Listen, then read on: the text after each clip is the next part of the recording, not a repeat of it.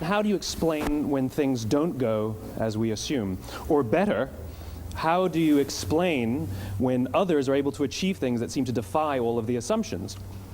For example, why is Apple so innovative? Year after year after year after year, they're more innovative than all their competition. And yet, they're just a computer company. They're just like everyone else. They have the same access to the same talent, the same agencies, the same consultants, the same media. Then why is it that they seem to have something different? Why is it that Martin Luther King led the civil rights movement? He wasn't the only man who suffered in a pre-civil rights America, and he certainly wasn't the only great orator of the day. Why him? And why is it that the Wright brothers were able to figure out controlled powered manned flight when there were certainly other teams who were better qualified, better funded, and they didn't achieve powered manned flight, and the Wright brothers beat them to it? There's something else at play here. About 3.5 years ago, I made a discovery, and this discovery profoundly changed my view on how I thought the world worked, and it even profoundly changed the way in which I operate in it.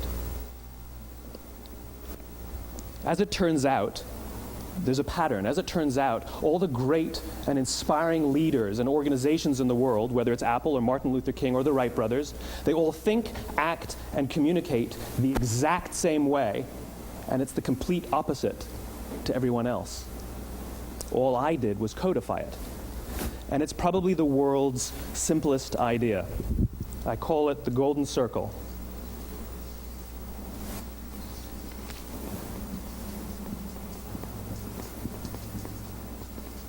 Why, how, what?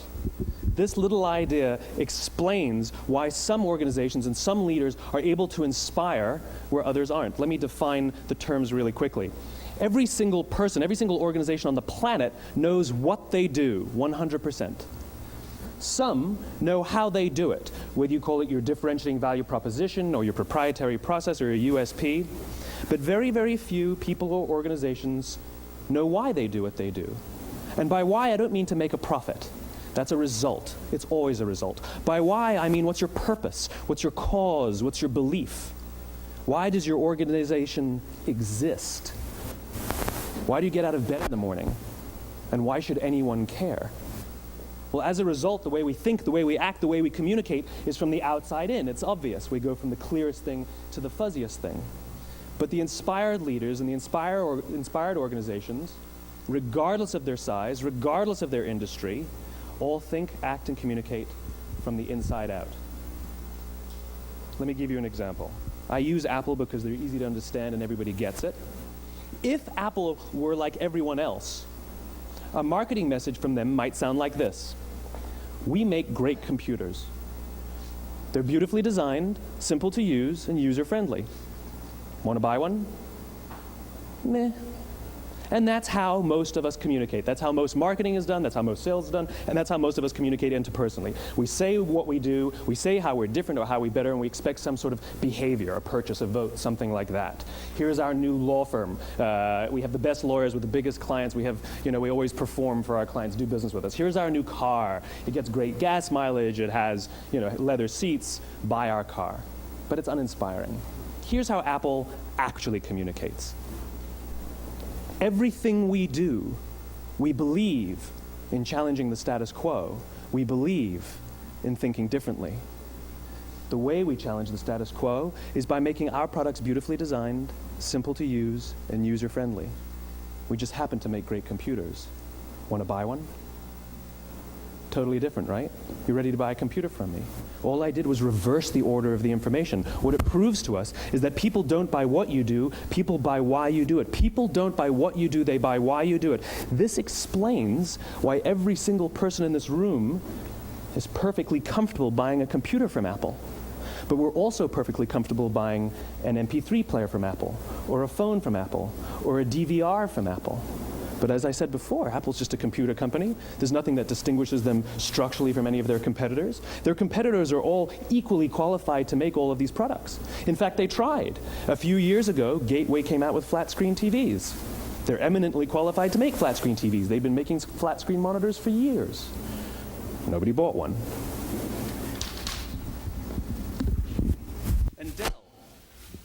Dell came out with MP3 players and PDAs. And they make great quality products, and they can make perfectly well-designed products, and nobody bought one.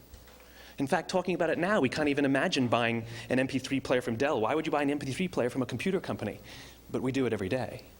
People don't buy what you do, they buy why you do it. The goal is not to do business with everybody who needs what you have. The goal is to do business with people who believe what you believe. Here's the best part. None of what I'm telling you is my opinion. It's all grounded in the tenets of biology, not psychology, biology. If you look at a cross-section of the human brain, looking from the top down, what you see is the human brain is actually broken into three major components that correlate perfectly with the golden circle. Our newest brain, our Homo sapien brain, our neocortex, corresponds with the what level. The neocortex is responsible for all of our rational and analytical thought and language. The middle two sections make up our limbic brains, and our limbic brains are responsible for all of our feelings, like trust and loyalty. It's also responsible for all human behavior, all decision-making, and it has no capacity for language. In other words, when we communicate from the outside in, yes, people can understand vast amounts of complicated information like features and benefits and facts and figures. It just doesn't drive behavior. When we communicate from the inside out, we're talking directly to the part of the brain that controls behavior, and then we allow people to rationalize it with the tangible things we say and do. This is where gut decisions come from. You know, sometimes you can give somebody all the facts and your figures, and they say, I know what all the facts and details say, but it just doesn't feel right. Why would we use that verb? It doesn't feel right. Because the part of the brain that controls decision-making doesn't control language. And the best we can muster up is, I don't know, it just doesn't feel right. Or sometimes you say you're leading with your heart or you're leading with your soul. Well, I hate to break it to you, those aren't other body parts controlling your behavior. It's all happening here in your limbic brain, the part of the brain that controls decision-making and not language. But if you don't know why you do what you do, and people respond to why you do what you do, then how will you ever get people to vote for you or buy something from you, or more importantly, be loyal and want to be a part of what it is that you do? Again, the goal is not just to sell people who need what you have. The goal is to sell to people who believe what you believe. The goal is not just to hire people who need a job. It's to hire people who believe what you believe. I always say that, you know, there's if you hire people just because they can do a job, they'll work for your money. But if you hire people who believe what you believe, they work for you with blood and sweat and tears.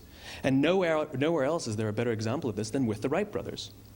Most people don't know about Samuel Pierpont Langley. And back in the early 20th century, the pursuit of powered man flight was like the dot-com of the day. Everybody was trying it. And Samuel Pierpont Langley had what we assume to be the recipe for success. I mean, even now, you ask people, why did your product or why did your company fail? And people always give you the same permutation of the same three things. Undercapitalized, the wrong people, bad market conditions. It's always the same three things. So let's explore that. Samuel Pierpont Langley was given $50,000 by the War Department to figure out this flying machine. Money was no problem. He held a seat at Harvard and worked at the Smithsonian and was extremely well connected. He knew all the big minds of the day. He hired the best minds money could find, and the market conditions were fantastic. The New York Times followed him around everywhere, and everyone was rooting for Langley. And how come we've never heard of Samuel Pierpont Langley? A few hundred miles away in Dayton, Ohio, Orville and Wilbur Wright. They had none of what we consider to be the recipe for success. They had no money. They paid for their dream with the proceeds from their bicycle shop. Not a single person on the Wright brothers' team had a college education, not even Orville or Wilbur. And the New York Times followed them around nowhere. The difference was Orville and Wilbur were driven by a cause, by a purpose, by a belief. They believed that if they could figure out this flying machine, it'll change the course of the world. Samuel Pierpont Langley was different. He wanted to be rich, and he wanted to be famous. He was in pursuit of the result. He was in pursuit of the riches. And lo and behold, look what happened. The people who believed in the Wright brothers' dream worked with them with blood and sweat and tears. The others just worked for the paycheck. And they tell stories of how every time the Wright brothers went out, they would have to take 5 sets of parts because that's how many times they would crash before they came in for supper.